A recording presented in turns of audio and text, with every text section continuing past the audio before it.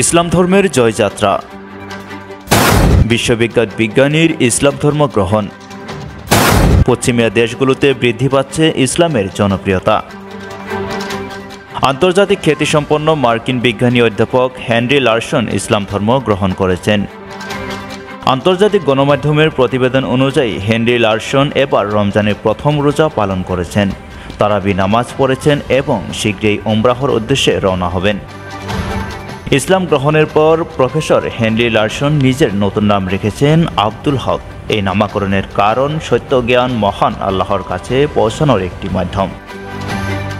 Henry Larson Harvard বিশ্ববিদ্যালয়ের অধ্যাপক, একজন নেতৃস্থানীয় স্টেম সেল বিজ্ঞানী এবং বংশগত অন্ধত্বের চিকিৎসার জন্য একটি স্টেম সেল ঔষধের উদ্ভাবক, যা সম্প্রতি মার্কিন খাদ্য ও ঔষধ প্রশাসন কর্তৃক তৃতীয় এবং চূড়ান্ত পর্যায়ের পরীক্ষার জন্য অনুমোদিত হয়েছে।